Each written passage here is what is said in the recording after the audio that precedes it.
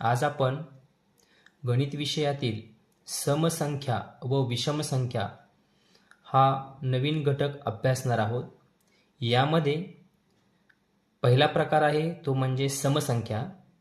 तर समसंख्या कोणाला बोलायचं, तर ज्या संख्येच्या एकक स्थानी 0, 2, 4, 6 किंवा 8 यापैकी एक अंक येत असेल तर त्या संख्येंना आपण समसंख्या म्हणतो। तसेच ज्या संख्येच्या एकक स्थानी 1, 3, 5, 7 किंवा 9 यापैकी एखादा अंक येत असेल तर त्या संख्येला आपण विषमसंख्या असे म्हणतो। कोणतीही समसंख्या किंवा विषमसंख्या ही त्या आधीच्या समसंख्येपेक्षा किंवा विषमसंख्येपेक्षा 2 ने मोठी असते। म्हणजेच कोणत्याही दोन क्रमवार समसंख्येतील फरक 2 असतो। समजा एक समसंख्या आपण x मानली तर त्या पुढची लगतची येणारी जी समसंख्या आहे ती असणार आहे x अधिक 2 म्हणजे 2 ने मोठी। तर त्यापेक्षा लहान समसंख्या असणार आहे x वजा 2। असंच विषमसंख्येच्या बाबतीत देखील घडून येणार आहे। यानंतर आपण समसंख्या व विषमसंख्या यावर आधारित काही नियम अभ्यासणार आहोत। त्यातील पहिला नियम आहे दोन समसंख्यांची बेरीज समसंख्याच असते। उदाहरणार्थ एक समसंख्या ही 2 घेतली आणि दुसरी समसंख्या 6 तर या दोन संख्यांची जर बेरीज केली तर ती येणार आहे 8। म्हणजे 2 ही समसंख्या त्यामध्ये 6 ही दुसरी समसंख्या मिळवली, उत्तर आले समसंख्या। हा झाला पहिला नियम। दुसरा नियम काय सांगतोय आपल्याला, दोन समसंख्यांचा गुणाकार समसंख्याच असतो। उदाहरण द्यायचं झालं तर एक समसंख्या आपण 4 घेतली गुणिले दुसरी समसंख्या 8 घेतली तर 4 आणि 8 ह्या दोन समसंख्यांचा गुणाकार 4 8 32 ही सुद्धा एक समसंख्याच येते। यानंतर आपण तिसरा नियम अभ्यासणार आहोत, दोन विषम संख्यांची बेरीज समसंख्याच असते। उदाहरण घ्यायचे झाले तर एक विषम संख्या 5 घेतली आणि दुसरी विषम संख्या 9 घेतली। ह्या दोन्ही विषम संख्यांची जर आपण बेरीज केली तर 5 अधिक 9 बरोबर होणार आहे 14। परंतु 14 ही जी संख्या आहे ती आलेली आहे समसंख्या। म्हणजेच आपला तिसरा नियम होतो दोन विषम संख्यांची बेरीज ही समसंख्या होते। त्यानंतर चौथा नियम आहे दोन विषम संख्यांचा गुणाकार विषम संख्याच असतो। म्हणजेच उदाहरण घ्यायचे झाले तर दोन विषम संख्या घेऊयात। समजा एक आपण घेतली 3 आणि गुणिले दुसरी एक विषम संख्या 5।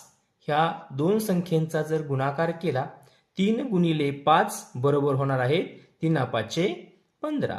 म्हणजेच हा जो आलेला गुणाकार आहे तो विषम संख्या आलेला आहे। म्हणजेच चौथा नियम आहे दोन विषम संख्यांचा गुणाकार हा विषम संख्याच असतो। यानंतर पाचवा नियम आहे दोन विषम संख्येच्या बेरजेला एखाद्या विषम संख्येने निःशेष भाग जात असेल तर येणारा भागाकार समसंख्या असतो। उदाहरण घ्यायचे झाले तर आपण एक विषम संख्या घेऊयात 7 आणि दुसरी विषम संख्या घेऊयात 11। या दोन विषम संख्यांची बेरीज होणार आहे 18। आणि आपला नियम काय सांगतोय, एखाद्या विषम संख्येने भाग जात असेल। आता 18 ला कोणी भाग जातो तर 3 ने। 18 भागिले 3 जर आपण केलं तर 3 एके 3 आणि 3 सखे 18 उत्तर आलेलं आहे 6। म्हणजेच जे उत्तर येतं ते समसंख्या असते। म्हणजेच दोन विषम संख्येच्या बेरजेला एखाद्या विषम संख्येने भाग जात असेल तर येणारा भागाकार हा समसंख्या असतो.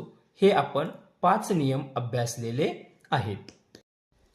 आता हे 5 नियम आपल्या लक्षात राहिले तर चांगलीच गोष्ट आहे, परंतु जर परीक्षेच्या वेळी जर हे नियम आपल्याला लक्षात येत नाहीत असं लक्षात आलं तर आपण ह्या नियमांकडून उदाहरणांकडे जाण्यापेक्षा उदाहरणांकडून नियमाकडे गेलेलं बरं. उदाहरण घ्यायचे झाले तर आपला पहिला नियम होता 2 समसंख्यांची बेरीज समसंख्याच असते. आपल्याला हा नियम आठवत नाहीये. मग आपण काय करू शकतो? 2 समसंख्या घ्यायच्या, 4 अधिक 6 या दोघांची जर बेरीज केली, दोन्ही आहेत समसंख्या, दोघांची बेरीज 10, म्हणजेच येणारं उत्तर हे समसंख्याच आहे. म्हणजेच आपल्याला इथं नियम सांगता येईल 2 समसंख्यांची बेरीज समसंख्याच असतो. तेच पुढील नियमांच्या बाबतीत देखील आपल्याला करणं शक्य होणार आहे. यानंतर आपण स्वाध्यायामधील काही उदाहरणे सोडून पाहूयात. त्यातील प्रश्न क्रमांक 1 आहे 1 ते 100 या संख्यांमध्ये 3 अंकी विषम संख्या किती आहेत? प्रश्न साधा जरी वाटत असला तरी तो व्यवस्थित वाचणं या ठिकाणी गरजेचं आहे.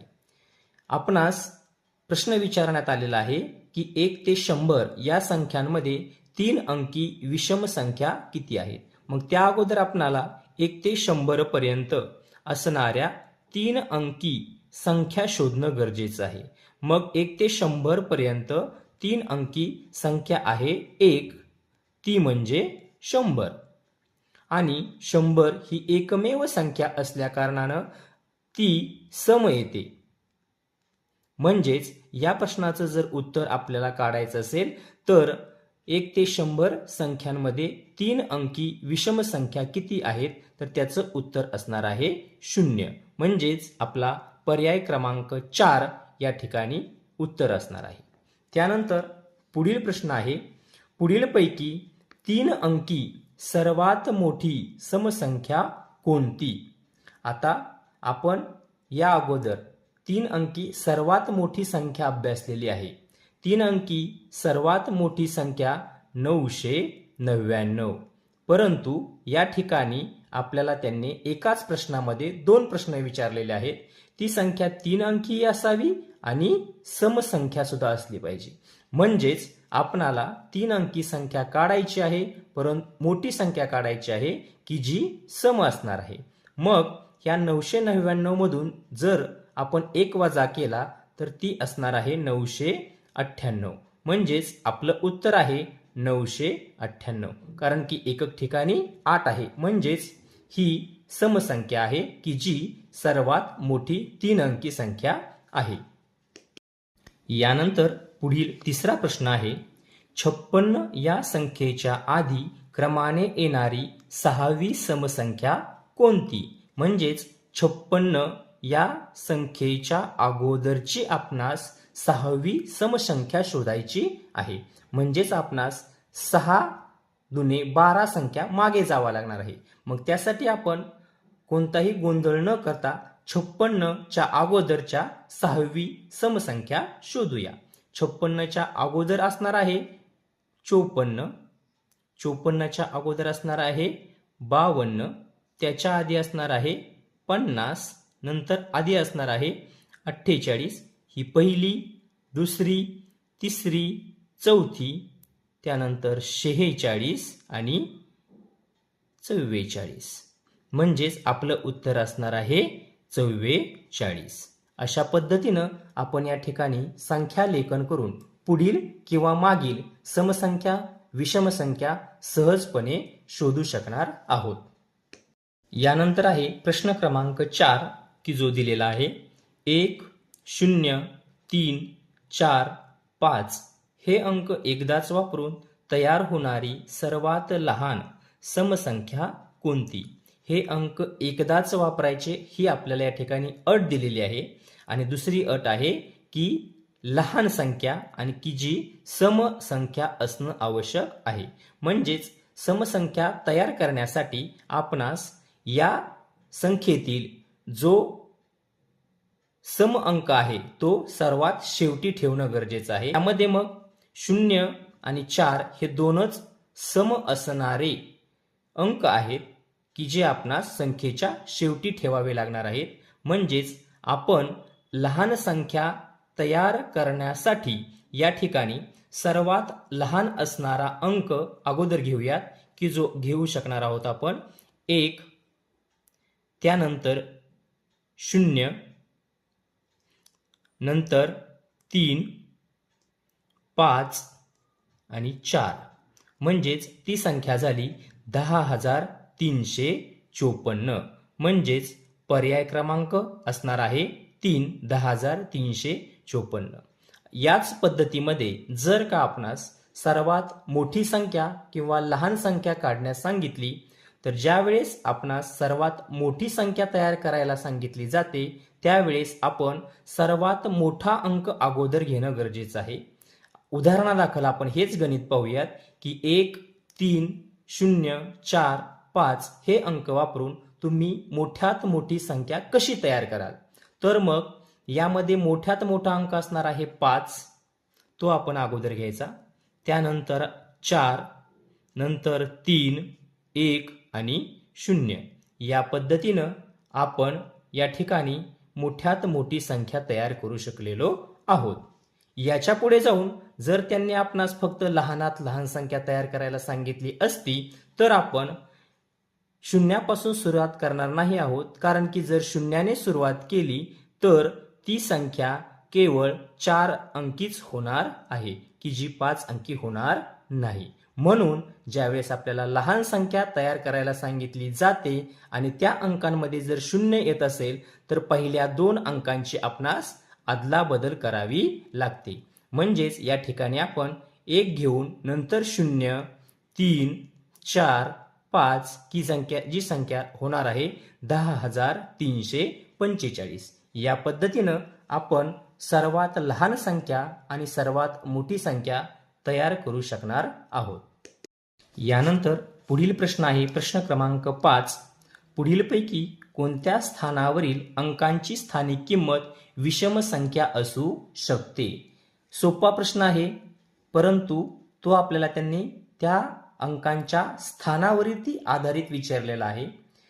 आपण संख्या सम आहे किंवा विषम आहे ते ओळखतानाच मुळी एकक स्थानाचा विचार करतो. म्हणजेच जर एकक स्थानचे अंक जर 0, 2, 4, 6, 8 तर ती समसंख्या आणि 1, 3, 5, 7, 9 हे अंक असतील तर ती विषम संख्या. मग आपण हजार, शतक, दशक यांचा विचार न करता केवळ एककाचाच या ठिकाणी विचार करणार आहोत. म्हणजेच या प्रश्नाचं उत्तर असणार आहे पर्याय क्रमांक 4. जर आपण दशक स्थानचं घेतलं, दशक स्थानी समजा एखादा अंक विषम जरी असला, आता ही संख्या पहा 10,354, याच्या दशक ठिकाणी 5 हा अंक आहे, त्या 5 हा आपणास विषम संख्या दर्शवितो. परंतु जर आपण या 5 ची स्थानिक किंमत पाहिली तर ती येणार आहे 50. म्हणजेच 50 ही 0 असल्या कारणाने समसंख्या होते. म्हणजे हजार, शतक, दशक हे पर्याय चुकीचे ठरून पर्याय क्रमांक 4 असणार आहे. एकक स्थानचा विचार आपण या ठिकाणी करू शकतो विषम संख्या ओळखण्यासाठी. यानंतर आपण प्रश्न क्रमांक 6 पाहणार आहोत. जर एक विषम संख्या म असेल तर तिच्या लगतची पुढची विषम संख्या कोणती असेल. आपण हे सम आणि विषम संख्येच्या नियम अभ्यासतानाच पाहिले आहे की लगतची पुढची किंवा लगतची मागची सम असो किंवा विषम असो त्यामध्ये 2चा फरक असतो. म्हणजेच जर आपणास लगतची पुढची विषम संख्या काढायची असेल तर ती संख्या निश्चितच येणार आहे म अधिक 2. म्हणजेच पर्याय क्रमांक 3 या ठिकाणी आपलं बरोबर असणार आहे. त्यानंतर 7वा प्रश्न आहे, 2 विषम संख्येच्या बेरजेला दुसऱ्या एखाद्या विषम संख्येने निशेष भाग जात असेल तर येणारा भागाकार दर्शवणारी संख्या पुढीलपैकी कोणती असू शकते. हे आपण नियम क्रमांक 5 मध्येच अभ्यासलं आहे की दोन विषम संख्यांच्या बेरजेला एखाद्या विषम संख्येने निःशेष भाग जात असेल तर येणारा भागाकार हा समसंख्या असतो आणि यामध्ये फक्त एकच समसंख्या देण्यात आलेली आहे, ती म्हणजे 12. म्हणजेच याचं उत्तर 12 असणार आहे. पर्याय क्रमांक 4. यानंतर पुढील प्रश्न आहे प्रश्न क्रमांक 8. पुढीलपैकी कोणते विधान सत्य आहे? पर्याय क्रमांक 1 आहे सत्य म्हणजे आपणास या ठिकाणी बरोबरचं विधान शोधायचं आहे. पहिलं विधान, दोन विषम संख्यांचा गुणाकार विषम संख्याच असतो. जर नियम लक्षातच नसतील तर आपण या ठिकाणी त्या वाक्यानुसार रचना करून घ्यायची आहे, संख्या मांडायची आहेत. या ठिकाणी आपणास दोन विषम संख्यांचा गुणाकार दिलेला आहे. मग आपण जर दोन विषम संख्या घेतल्या, उदाहरणार्थ 3 गुणिले 5, ह्या दोन विषम संख्या आहेत. विषम संख्यांचा गुणाकार विषम संख्याच असतो. येतोय का ते आपण पाहूयात. 5 गुणिले 3, 5 त्रिक 15. विषम आलाय का? आलेला आहे. म्हणजे हा नियम बरोबर आहे. पुढील नियमांची खात्री करून घेऊयात. दोन विषम संख्यांची बेरीज विषम संख्याच असते. याच दोन संख्या घेऊयात आपण. 3 अधिक 5 यांची जर बेरीज केली, 3 आणि 5 होत आहेत 8. परंतु 8 ही समसंख्या आहे. या ठिकाणी मात्र विषम संख्या असते, म्हणजे हे विधान चुकीचं आहे. त्यानंतर पुढील विधान पाहूयात.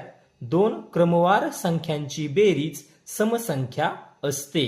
आता दोन क्रमवार संख्या दिलेल्या आहेत. मग दोन क्रमवार संख्या जर आपण घेतल्या, उदाहरणार्थ 3 अधिक 4, 4 आणि 3 होत आहेत 7, ही आली विषम संख्या. परंतु या ठिकाणी आपणास त्यांनी अट घातलेली आहे, समसंख्या असते, म्हणजे हेही विधान असत्य म्हणजे चुकीचं आहे. आणि चौथं विधान पाहूयात. एक विषम संख्या व एक समसंख्या यांचा गुणाकार विषम संख्या असतो. आता एक विषम संख्या घेऊयात 3 आणि दुसरी समसंख्या घेऊयात 4. ह्या एक सम एक विषम यांचा गुणाकार जर केला, 3 चोक 12, 12 ही आलेला आहे समसंख्या. परंतु त्यांनी आपणास विधानामध्ये विषम संख्या असतो असं दिलेलं आहे. त्यामुळे हा देखील पर्याय चुकीचा आहे. म्हणजेच पर्याय क्रमांक 1 हा आपलं या ठिकाणी बरोबर उत्तर आहे. ते म्हणजे दोन विषम संख्यांचा गुणाकार विषम संख्या असतो. यानंतर प्रश्न क्रमांक 9 आहे. 5 क्रमवार समसंख्यांची बेरीज पुढीलपैकी कोणती असेल? त्यांनी आपणास 5 क्रमवार समसंख्यांची बेरीज विचारलेली आहे. आता या ठिकाणी आपण पर्यायांमधून जाऊयात. पहिला पर्याय आहे पहिल्या संख्येची दुप्पट. उदाहरणादाखल घ्यायचं झालं तर आपण 5 क्रमवार संख्या पाहूयात. 5 क्रमवार संख्या 2, 4, 6, 8 आणि 10. या संख्येची जर आपण बेरीज केली, 10 आणि 8 होणार आहेत 18, 18 आणि 6 होणार आहेत 24, 24 आणि 4 28, 28 आणि 2 30. यांची बेरीज येत आहे 30. मग त्यांनी आपणास पर्याय क्रमांक 1 दिलेला आहे पहिल्या संख्येची दुप्पट. पहिली संख्या आहे 2. ह्या 2 ची दुप्पट येते का? 2 ची दुप्पट होते 4. म्हणजेच 30 येत नाही आहे. म्हणजेच पर्याय क्रमांक 1 हे चुकीचं आहे. त्यानंतर पर्याय क्रमांक 2 आहे दुसऱ्या संख्येची 5 पट. या ठिकाणी दुसरी संख्या आहे 4. ह्या 4 ची आपणास 5 पट म्हणजे 4 गुणिले 5 करावं लागणार आहे. 5 चोक होतात 20. परंतु आपलं उत्तर आलेलं आहे 30. म्हणजे पर्याय क्रमांक 2 देखील चुकीचाच आहे. त्यानंतर तिसरा पर्याय आहे तिसऱ्या संख्येची 5 पट. आता ही पहिली, ही दुसरी, ही तिसरी, ह्या संख्येची जर 5 पट आपण काढली तर 6 पंचे होत आहेत 30 आणि आपलं उत्तर देखील आलेलं आहे 30. म्हणजेच पर्याय क्रमांक 3 हा या ठिकाणी बरोबर पर्याय आहे. आता चौथा देखील पर्याय आपण करून पाहूयात. चौथ्या संख्येची 5 पट. आता चौथी संख्या आपली येते 8 आणि हिची जर आपण 5 पट केली तर होत आहेत 8 पंचे 40. परंतु आपलं उत्तर आलेलं आहे 30. म्हणजेच पर्याय क्रमांक 3 हे याचे उत्तर आहे. यानंतर पुढील प्रश्न आहे प्रश्न क्रमांक 10. 1 ते 20 पर्यंतच्या संख्यांमधील विषम संख्यांची बेरीज किती? या ठिकाणी आपणास 1 ते 20 पर्यंतच्या विषम संख्या या ठिकाणी लिहून घेणं गरजेचं आहे. त्यासाठी आपण विषम संख्या लिहून घेऊयात. 1, 3, 5, 7, 9, 11, 13, 15, 17 आणि 19 या सर्वांची आपणास या ठिकाणी बेरीज विचारण्यात आलेली आहे.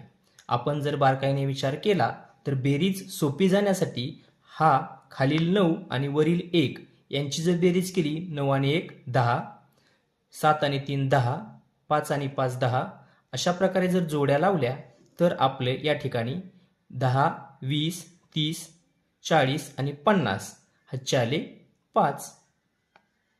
खाली मांडले 0. 5 आणि 1 6, 7, 8, 9 आणि 10 या ठिकाणी उत्तर आलेलं आहे 100. म्हणजेच पर्याय क्रमांक 1 हे आपलं याचं उत्तर आहे. तर अशा प्रकारे आज आपण सम आणि विषम संख्या ओळखायच्या कशा, त्यामध्ये असणारे त्या संख्यांचे काही नियम याविषयी माहिती अभ्यासलेली आहे. आपणा सर्वांच्याही लक्षात आलीच असेल. धन्यवाद.